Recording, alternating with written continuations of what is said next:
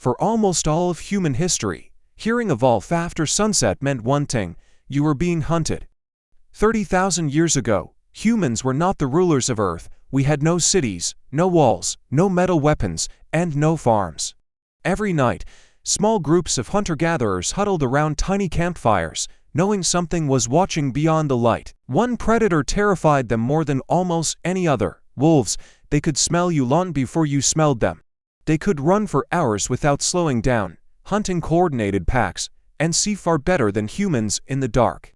If you heard wolves howling outside your camp, you probably wouldn't sleep. But here's the part almost nobody talks about. Those same wolves eventually became the animal sleeping beside your bed tonight. Not horses, not cows, not monkeys, wolves.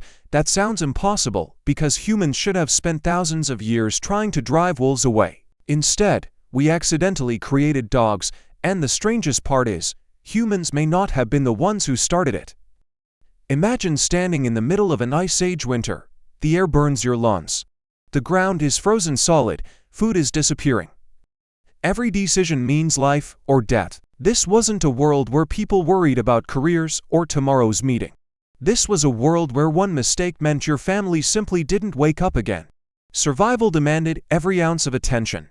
While humans fought the cold, another hunter was quietly following them, not attacking, watching, waiting. Scientists believe wolves had begun noticing something very unusual about humans.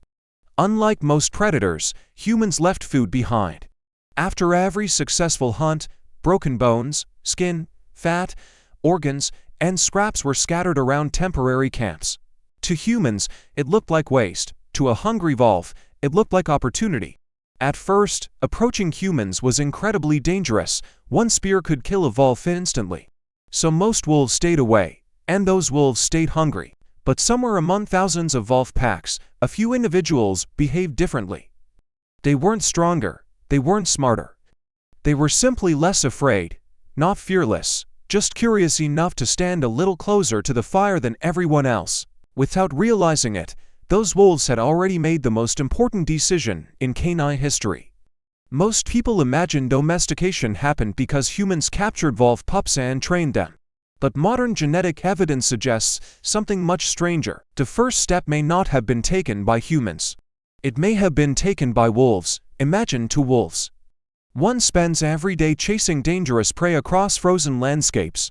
The other quietly waits until humans finish eating, then steals whatever is left behind. Which one wastes less energy? Which one risks fewer injuries? Which one is more likely to survive winter? Nature doesn't reward bravery. Nature rewards survival.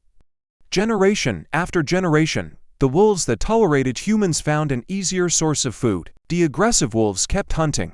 Many never came back. Slowly, almost invisibly, evolution began separating wolves based on something nobody could see: personality.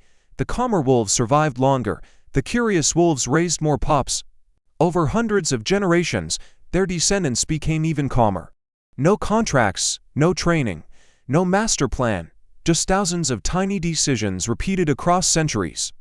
And then something even stranger started happening. The wolves themselves began to change. Not just their behavior, their bodies.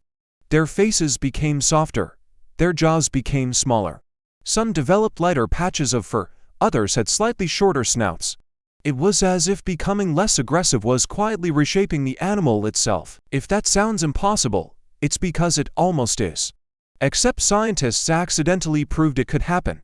And what they discovered inside a frozen laboratory, decades later, completely changed our understanding of how dogs were really born. In 1959, deep inside Siberia, a Russian geneticist named Dmitry Belyaev asked a question that sounded almost ridiculous. What if becoming friendly changes an animal's body, not just its mind? To find out, he didn't train wolves, he didn't teach tricks. Instead, he did something unbelievably simple. Every generation, he chose only the least aggressive foxes to become parents. Nothing else mattered, not size, not speed, not strength, just one trait: how comfortable they were around humans. At first, nothing seemed unusual, but after only a few generations, the foxes began running toward people instead of away from them. They wagged their tails, they licked hands, they cried for attention. It looked as if they were slowly becoming dogs. But then something happened that shocked even the scientists. The foxes didn't just behave differently. They looked different. Their ears became floppy. Their snouts grew shorter. White patches appeared in their fur. Their tails curled. Without anyone intentionally breeding them for appearance, their bodies had begun changing on their own. It was the first real glimpse into something scientists now call domestication syndrome. Suddenly, the story of dogs started making sense. Imagine standing outside an Ice Age camp. Years have passed. The wolves that once circled your fire no longer charge toward you. Instead, one quietly sits at the edge of the light, watching, waiting, not growling, not attacking, just hoping for another discarded bone. At first, humans probably hated it. Then something changed. One night, the wolf barked, not at people. At something moving beyond the trees, a bear, another pack of wolves, or strangers approaching in the darkness. Long before humans noticed, the wolf already had. Without realizing it, humans had gained the greatest security system on Earth. No batteries, no alarms, no walls, just ears and a nose millions of years better than ours. Suddenly, feeding one calm wolf wasn't a waste anymore. It was survival. And once both species began helping each other, there was no turning back. Dogs became the first animal humans ever lived beside. Before farming, before villages, before civilization itself, long before wheat fields, pottery, or writing, there were already wolves choosing humans, and humans choosing them back. Some anthropologists believe this partnership changed human history forever. Think about hunting. Humans were excellent endurance runners.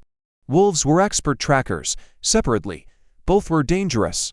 Together, they became something the Ice Age had never seen before. Humans could throw weapons. Wolves could corner prey. Humans plant. Wolves smelled danger from miles away. Each species compensated for what the other lacked. Together, they became a nearly unstoppable hunting team. Some researchers believe groups with early dogs hunted more successfully, raised more children, and spread across continents faster than groups without them. If that's true, dogs didn't just survive beside humans, they helped humans dominate the planet. But every partnership comes with a price. The wolves that stay near humans slowly lost parts of what had made them wild. Generation after generation, they became calmer, smaller, and more dependent. Eventually, the fearsome Ice Age hunter disappeared. In its place stood the first true dogs. Thousands of years later, humans took over evolution. We created shepherds, retrievers, huskies, greyhounds, tiny lap dogs, and massive guardians. Some breeds became so specialized that they barely resembled wolves. Others paid a terrible price. Bulldogs struggled to breed. Pugs often suffer because of shortened faces. Some breeds can't even give birth naturally anymore. The same relationship that saved wolves also reshaped them forever. And yet, the wolf never completely disappeared.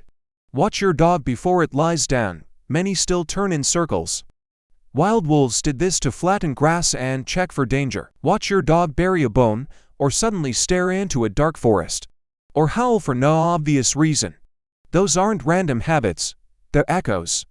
Ancient instincts carried across tens of thousands of years. Inside every Chihuahua, every Labrador, and every husky, there is still a tiny shadow of an Ice Age predator. Then archaeologists in Germany uncovered a grave unlike almost any other. Inside lay a man, a woman, and a dog buried together nearly 14,000 years ago. But the most remarkable discovery wasn't the burial itself. The dog had suffered from a serious illness while it was still a puppy. Experts believe it would have needed weeks of constant care to survive. Food, warmth, protection. Ice Age humans had almost none of those things to spare. Yet they gave them anyway. Think about what that means. These people lived in one of the harshest environments our species has ever faced. Every scrap of meat mattered. Every hour mattered. And still, they chose to save a sick dog. Not because it could hunt, not because it could guard. Because by then, it was family. Maybe that's the real story. Humans never woke up one morning and decided to invent dogs. And wolves never planned to become our companions. It started with fear, a campfire, a few forgotten bones. One curious wolf who stood just a little closer than the others. One human who didn't throw the next spear. Tiny choices, repeated over thousands of generations, slowly transformed the deadliest predator outside the fire into the friend sleeping beside millions of people tonight. Maybe the greatest partnership in human history was never created by intelligence alone. It was created by accident.